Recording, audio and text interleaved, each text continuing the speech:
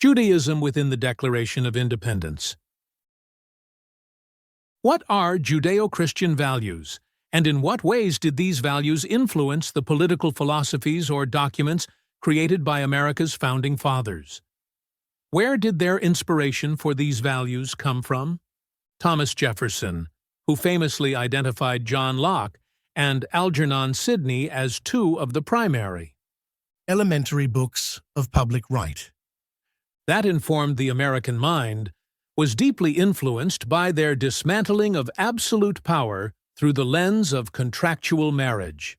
In his two treatises of government, Locke directly counters the argument that a husband's power is absolute, and therefore a king's power is absolute, by defining marriage as a voluntary, conditional agreement, a concept mirroring the Jewish ketubah, which John Selden had popularized in scholarly circles. Locke writes in the second treatise, section 82, Husband and wife, though they have but one common concern, yet having different understandings, will unavoidably sometimes have different wills, but this reaches not to the power of life and death, nor does it give the husband the power of an absolute monarch. By establishing that the domestic sphere was governed by contract and peculiar right rather than divine decree, Locke and Sidney provided Jefferson with the intellectual template to argue that political authority was similarly limited. This conditional contract logic appears as the bedrock of the Declaration of Independence. Just as the ketubah stipulates that a marriage remains valid only as long as the husband fulfills his specific duties, food, clothing, conjugal rights, Jefferson structured the Declaration as a legal brief for a national divorce. He argues that the king held his position only through a voluntary compact with the colonies, and because the king had violated the specific terms of that contract, enumerated in Jefferson's list of grievances, the bond was legally dissolved. When Jefferson wrote that governments derive their just powers from the consent of the governed. He was applying the Lockean and Sidneyan principle that authority is not inherent or biological, but transactional and revocable, a revolutionary idea that owes a quiet debt to the Hebraic conception of covenanted relationships. Algernon Sidney and John Locke utilized the biblical narrative of the prophet Samuel, specifically the transition from the Hebrew Republic to the monarchy in 1 Samuel 8, to argue that all legitimate political power is derived from the will of the people rather than divine imposition. In his discourses concerning government, Sidney dismantles the royalist argument that God ordained monarchy, pointing instead to God's instruction to Samuel, Hearken unto the voice of the people, in all that they say unto thee. 1 Samuel 8:7. Sidney interprets this not as a divine endorsement of kings, but as God acknowledging the people's fundamental right to choose their own form of government, even if that choice is flawed. As Sidney writes, God did not institute monarchy, but the people asked it, thereby proving that the power was in them to institute or abrogate their rulers. Sidney, Discourses, Chapter 2, Section 6. This established the radical precedent that a king's authority exists only because the people consented to it, a direct rebuttal to the divine right theory that Jefferson would later echo in the Declaration. Furthermore, these thinkers argued that the Jewish king was neither absolute nor permanent, but rather a conditional officer strictly bound by the laws of the nation, specifically the restrictions outlined in Deuteronomy 17. Sidney contrasts the manner of the king, Mishpat Hamelech, warned of in Samuel, which described a tyrant who takes property, with the law of the kingdom in Deuteronomy, which subjugated the king to the Torah. Sidney observes that the Jewish king was not to multiply horses, silver or gold, and that he should keep the law of God, implying that a king who violates these constraints breaks the legal covenant and forfeits his crown. Discourses, Chapter 3, Section 7. This view of the Judaic king as a revocable magistrate rather than an absolute sovereign provided the theological and legal framework for the American founders to argue that a ruler who acts against the law and the will of the people, as King George III did, ceases to be a king and may be lawfully removed. Long before John Locke or Thomas Jefferson articulated the concept of the consent of the governed, the sages of the Talmud established the legal principle that political authority is invalid without the explicit approval of the populace. In the Babylonian Talmud, Rabbi Yitzchak issues a sweeping dictum regarding public office. We do not appoint a leader over the community unless the community is consulted. Ein Mamidin Panas al-Hat Sibur, Elaim Ken Nimlakim Bat Sibur. Babylonian Talmud, Berakot 55a. This ruling dismantled the ancient Near Eastern model of kingship, which viewed power as a top-down imposition from the gods. Instead, the Talmud posits that leadership is a partnership. A ruler installed without the people's consultation lacks legitimate authority, regardless of their qualifications. To anchor this radical idea in the Torah, Rabbi Yitzchak cites the appointment of Bezalel, the chief architect of the tabernacle. According to the Talmudic exegesis, God explicitly asks Moses, Is Bezalel considered worthy in your eyes? When Moses affirms that Bezalel is worthy, God responds with a stunning instruction. Nevertheless, go and speak to them, the people. Berakot 55a. Even though Bezalel was divinely selected by God and approved by the greatest prophet Moses, the appointment could not be finalized until Moses went to the Israelites and asked, Is Bezalel considered worthy in your eyes? This narrative establishes that divine choice does not supersede human consent.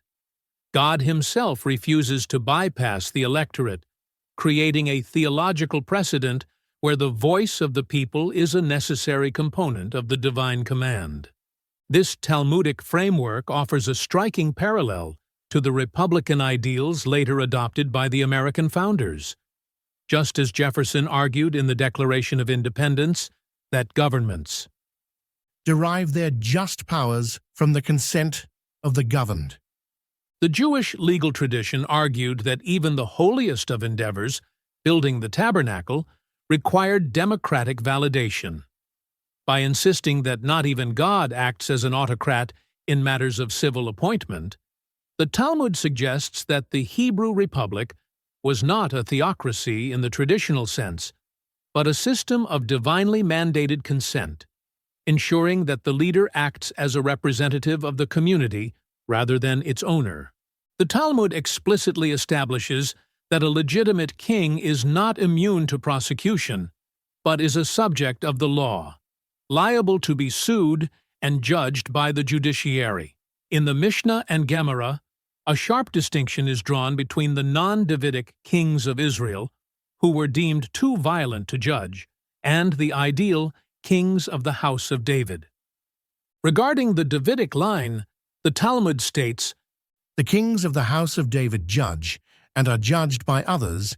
They give testimony, and testimony is given concerning them.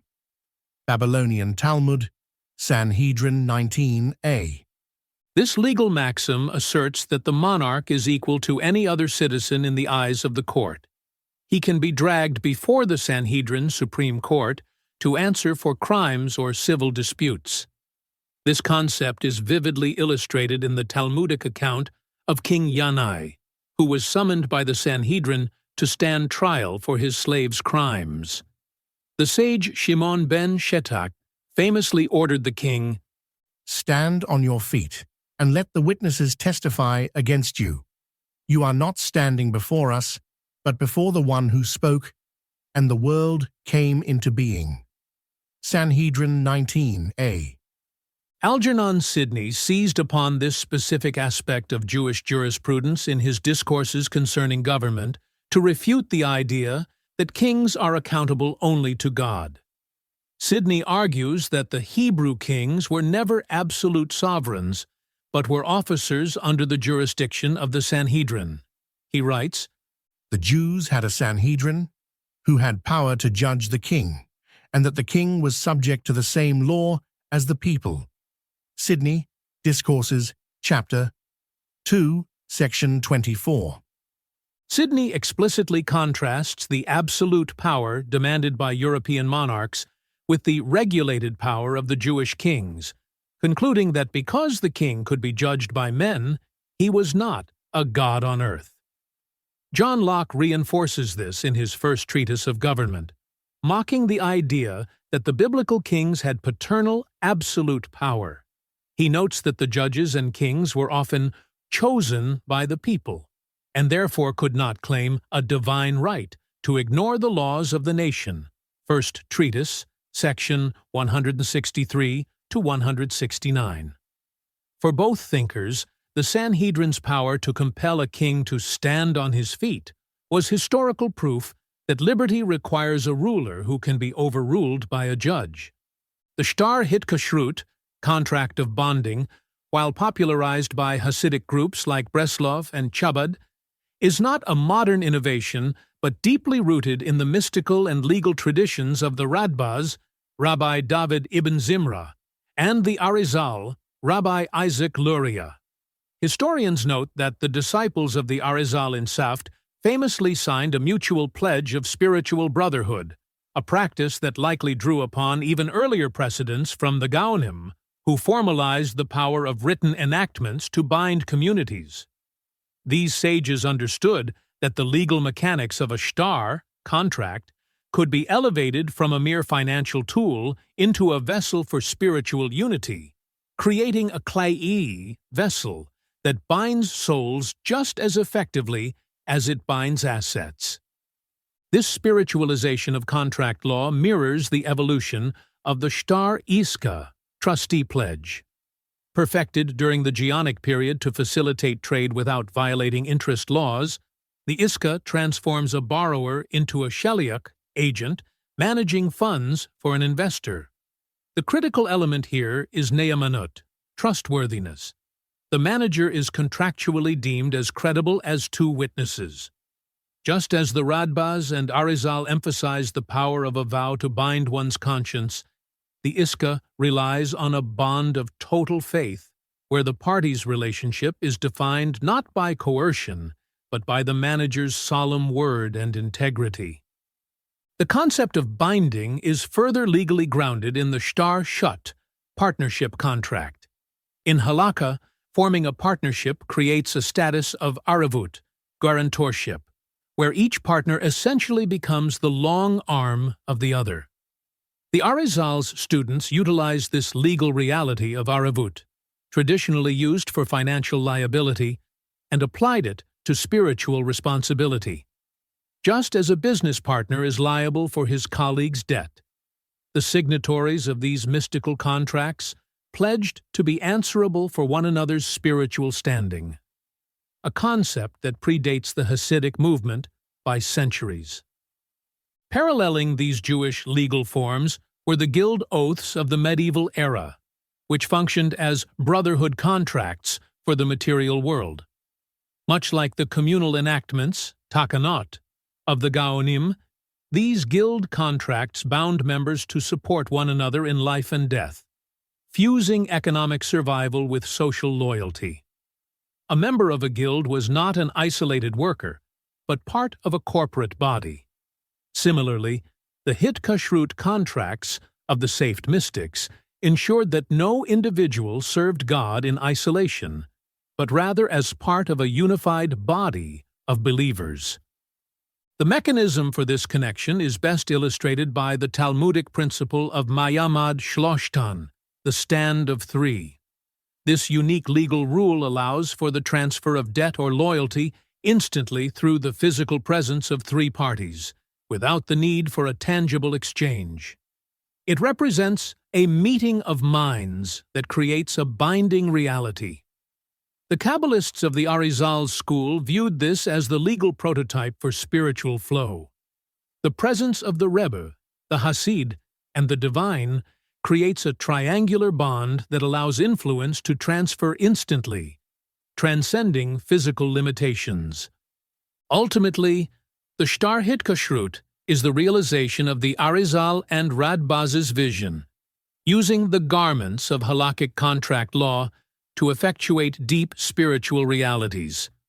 By adapting the ancient structures of the Iska, the Shut, and the Mayamad, they demonstrated that the language of pledge and surety is the most potent way to unify disparate souls. This tradition of using legal frameworks for high moral purpose echoes through history, finding a later resonance in the Declaration of Independence, where the founders used the ancient formula of mutually pledging lives and fortunes to bind a new nation together. John Locke's political theory fundamentally reimagined the relationship between ruler and subject by employing a legal structure that strikingly mirrors the Jewish Shtar Iska, trustee contract. Just as the Iska transforms a transaction into a fiduciary relationship, where a manager acts as a trusted agent, shaliach, for an investor, Locke defined government not as a divine right, but as a fiduciary power entrusted to the ruler for the benefit of the people. In his second treatise of government, Locke argues that the legislative power is merely a fiduciary power to act for certain ends, and therefore there remains still in the people a supreme power to remove or alter the legislative when they find the legislative act contrary to the trust reposed in them. Section 149. This logic precisely matches the Iska mechanism. The ruler, like the investment manager, holds authority only so long as he faithfully executes the trust.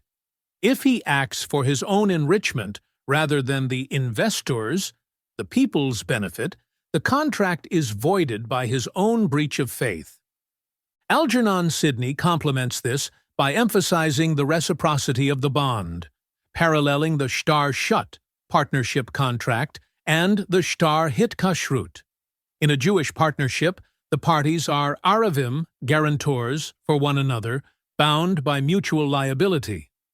Sidney applies this exact logic to the Crown, arguing in his discourses concerning government that the contract between the magistrate and people is mutual, and explicitly stating that if he does not perform his part, he loses the right of exacting that which is stipulated on the other. Chapter 2, Section 32. By using the language of stipulation, the defining feature of a conditional bond, Sidney destroys the idea of unconditional surrender to a king. He posits that political allegiance is a two-way street of mutual surety, where the people's loyalty is contractually contingent on the king's protection, just as a Hasid's pledge in a Hitkashrut is contingent on the Rebbe's spiritual guidance. Finally, both thinkers invoke a concept that mirrors the Mamad, or the third-party guarantor, essential to these Jewish contracts, the appeal to heaven. In Jewish law, when two parties cannot resolve a betrayal of trust, they rely on the divine as the witness and guarantor of the bond. Locke formalizes this in political theory, writing that when a ruler betrays his trust, and there is no judicature on earth to decide controversies, the people have a final reserve which they can invoke, which is the appeal to heaven. Second Treatise, Section 168. This is not a call for prayer, but for revolution, a declaration that the earthly contract is broken and the parties are now submitting their case to the Supreme Judge. This triangular structure, people, king, and God, mirrors the Ma'amad Shloshtan, establishing that the validity of the political contract ultimately relies on the silent partner, divine providence, to judge who kept their word. The famous final line reads, "And for the support of this declaration, with a firm reliance on the protection of divine providence, we mutually pledge to each other our lives, our fortunes, and our sacred honor." Here is how this sentence functions as a Judaic-style covenantal business contract. 1. The structure of mutual surety. Aravut. In Jewish law, the most powerful form of partnership is aravut, guarantorship. The phrase, "we mutually pledge to each other," mirrors the Talmudic concept of Kol Yisrael Arevim Ze Bazeh. All Israel are guarantors for one another. The business parallel. In a standard shtar shut partnership contract, partners are liable for the business's debts. The declaration parallel. The 56 signers were not just signing a political opinion, they were signing a death warrant together. By saying mutually pledge, they were creating a legal reality where they stood as human shields for one another. If the revolution failed, they would not be tried as individuals. They would hang as a collective. They became co-signers on a debt of treason. 2. The three collaterals: life, money, and soul. A standard contract lists the shibud nekassim, the assets that are liened to guarantee the debt. The declaration lists 3 specific assets that perfectly map onto Jewish categories of self. Our lives, guf/body. This is the physical commitment. In a time of war, this was literal. Many signers were captured, tortured, or died of exhaustion. They put their physical guf on the table as collateral. Our fortunes, maimon/money. This is the financial commitment. Just like a shtar iska puts capital at risk, the signers pledged their wealth. Carter Braxton of Virginia, a wealthy planter and trader, lost his ships to the British Navy and died in debt. They were underwriting the revolution with their private bank accounts. Our sacred honor. Shem Tov/good name. This is the spiritual asset. In the 18th century and in Jewish thought, a person's honor was their social currency and legacy. If they turned back on this pledge, they would not just be broke or dead. They would be traitors and liars. They were staking their immortal reputation. 3. The silent partner. Divine providence. The line includes, with a firm reliance on the protection of divine providence. This mirrors the Ma'amad Shloshtan, the stand of 3, or the shtar iska. In a Jewish business contract, like the iska, God is often invoked as the witness or the third partner who ensures success. By invoking divine providence right before the pledge, Jefferson and the signers were saying, "We are the active partners doing the work, pledging lives/fortunes, but we rely on the silent partner, God, to provide the protection, return on investment." Summary: the shtar of a new nation.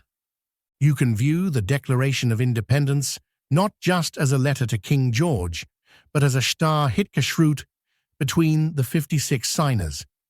It was a contract where the consideration was liberty. The partners were the colonies, the collateral was life, fortune, and honor, and the guarantor was God. Like the Hasidic shtar hitkashrut, it was an existential bond. They were no longer 56 individuals, but a single corporate body, bound by a vow of loyalty. While many signers suffered, the man who arguably paid the highest immediate financial price, literally destroying his own estate to fulfill his pledge, was Thomas Nelson, Jr. of Virginia. His story is the ultimate proof that the Fortunes Clause was not a metaphor. Thomas Nelson, Jr., the man who bombed his own house. Nelson was a wealthy planter and the wartime governor of Virginia. By 1781, the war had come to his doorstep in Yorktown. The sacrifice. During the siege of Yorktown, American and French forces were bombarding the British, who were holed up in the town. Nelson noticed that the American artillery gunners were avoiding firing at one specific building, his own magnificent mansion, which was being used as the headquarters for the British General Cornwallis. The order. Nelson rode up to the gunners and asked why they weren't firing. They replied they were respecting his property. Nelson famously shouted, "Give me the cannon," and ordered them to fire directly at his own home to flush out the enemy. He offered a reward of 5 guineas to the first gunner who could hit his house. The aftermath. His home was destroyed. Furthermore, Nelson had personally raised $2 million in today's currency to fund the Virginia militia, using his own credit because the state had no credit left. He was never repaid. He died a few years later at age 50, living in a small shack, entirely bankrupt. The financier, Robert Morris. While Nelson destroyed his physical house, Robert Morris of Pennsylvania destroyed his vast commercial empire. Known as the financier of the Revolution, Morris personally underwrote the war effort. When the Continental Army had no food or gunpowder, Morris used his own notes, personal IOUs, to buy supplies. In the process, he lost 150 ships from his merchant fleet to the British Navy, a staggering loss of capital. By the end of his life, the man who had effectively paid for the War of Independence went bankrupt and spent 3 years in a debtor's prison. The signer who paid the most complex and painful price, sacrificing not just his property and health, but temporarily his sacred honor, was Richard Stockton of New Jersey. His story is the most tragic because the British specifically targeted him to break his spirit, and for a brief moment, they succeeded. The tragedy of Richard Stockton. Stockton was a distinguished judge and a wealthy lawyer who lived at a beautiful estate called Morven. He signed the Declaration, knowing he was a prime target. 1. The capture, the price of life. In late 1776, British troops invaded New Jersey. Stockton managed to move his family to safety, but he was betrayed by loyalist neighbors and captured in the middle of the night. He was marched in freezing weather to Perth Amboy and then to the notorious Provost Jail in New York City. The conditions were horrific. He was starved, denied warm clothing during a freezing winter, and subjected to brutal treatment meant to break him physically. 2. The recantation, the price of honor. This is the most controversial part of his story. After weeks of brutal misery and hearing false reports that the American cause was collapsing, Stockton's resolve cracked. To secure his release and perhaps save his family's home, he signed an oath of allegiance to King George III and promised not to participate in the war effort. He was the only signer of the Declaration to formally recant his signature while in captivity. When he was released, battered and starving, he returned to New Jersey, but his reputation was in tatters. Other patriots looked at him with suspicion. He had to retake an oath of loyalty to the United States to regain his standing, but the shadow of his betrayal haunted him. 3. The aftermath, the price of fortune. While he was in prison, the British Army occupied his estate, Morven. They looted his furniture and clothing. They burned his extensive library, one of the best in the colonies. They drove off his livestock. Stockton never recovered his health from the prison abuse. He developed cancer, likely exacerbated by the malnutrition, and died in 1781 at the age of 50.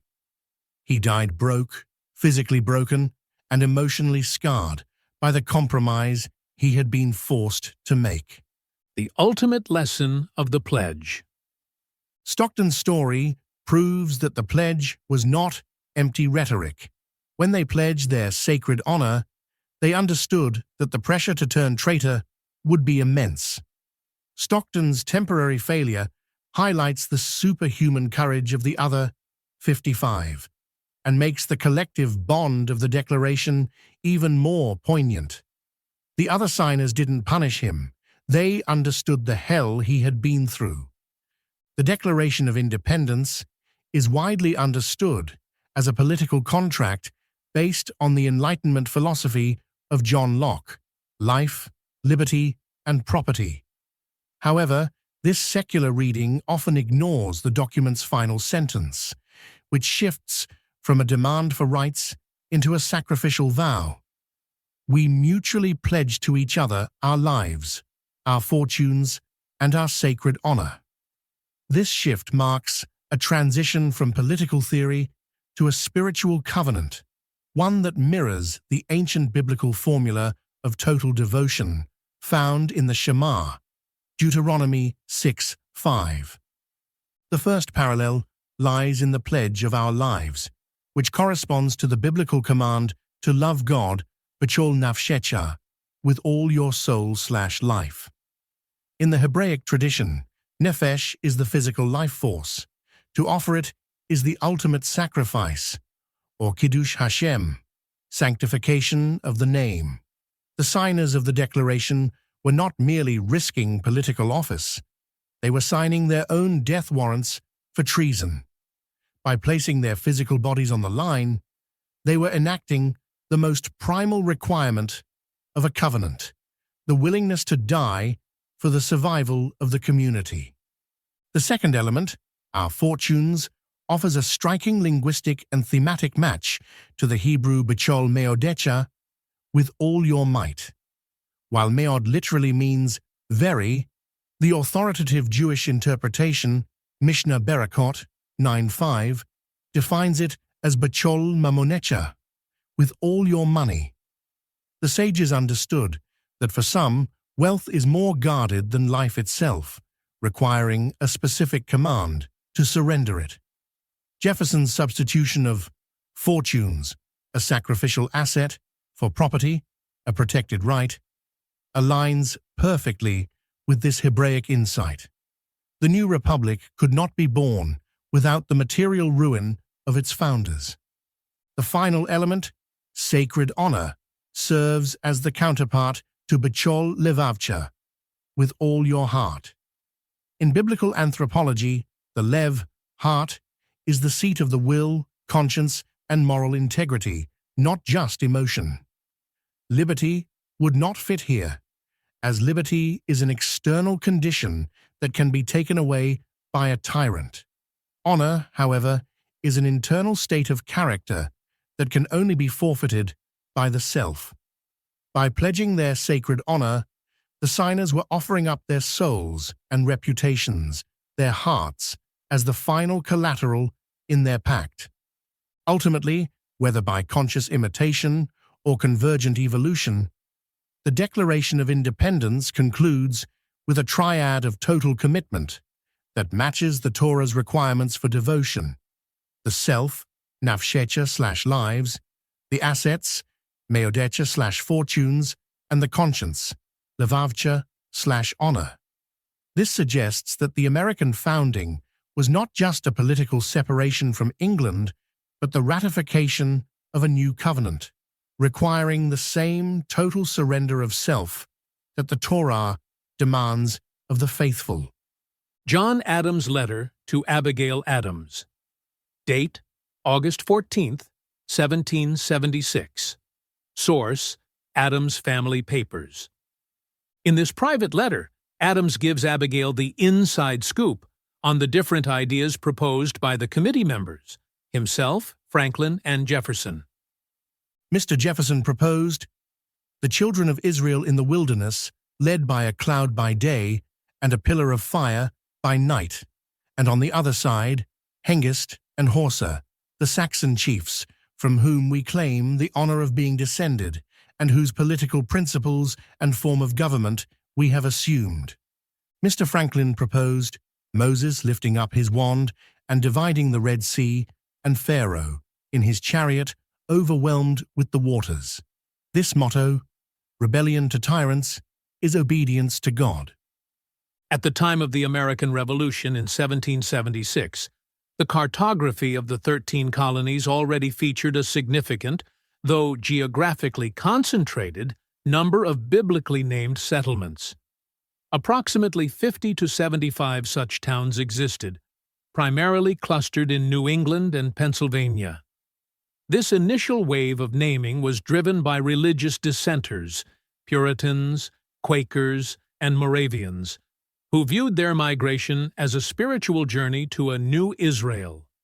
They chose names reflecting divine providence, refuge, or Old Testament lands, such as Salem, Jerusalem, Massachusetts, Providence, Rhode Island, and Bethlehem, Pennsylvania. Stuart, names on the land. These early names were deliberate theological statements by communities seeking to distinguish their new societies from the corruptions of the Old World. Alstrom, A Religious History of the American People. The truly massive proliferation of biblical place names occurred after the Revolution, coinciding with the era of westward expansion and the intense religious revival known as the Second Great Awakening, circa 1790 to 1840. As pioneers pushed the frontier westward across the Appalachians, into the Midwest and beyond, they founded thousands of new communities during a period of heightened evangelical fervor. This era saw a distinct shift toward New Testament names associated with the early growth of the Christian Church, rather than just Old Testament territories. Hatch, The Democratization of American Christianity. It was during this 19th century expansion that the American map became dotted with dozens of towns named Antioch, Corinth, and Damascus, reflecting a desire by settlers to plant new spiritual communities in the wilderness. The truly massive proliferation of biblical place names occurred after the Revolution, coinciding with the era of westward expansion and the intense religious revival known as the Second Great Awakening, circa 1790 to 1840. As pioneers pushed the frontier westward across the Appalachians into the Midwest and beyond, they founded thousands of new communities during a period of heightened evangelical fervor. This era saw a distinct shift toward New Testament names associated with the early growth of the Christian Church, rather than just Old Testament territories, the democratization of American Christianity. It was during this 19th century expansion that the American map became dotted with dozens of towns named Antioch, Corinth, and Damascus, reflecting a desire by settlers to plant new spiritual communities in the wilderness. Conclusion: Jefferson and the influence of Hebrew Republic ideologies. In conclusion, it is clear that Thomas Jefferson's work on the Declaration of Independence was profoundly shaped by the notion of divine intervention. Many aspects of the document reflect the foundational principles and philosophies advanced by scholars who were themselves inspired by the ideologies and concepts of the Hebrew Republic. This connection underscores the deep intellectual and spiritual influences that informed Jefferson's vision and the crafting of one of America's most significant founding texts.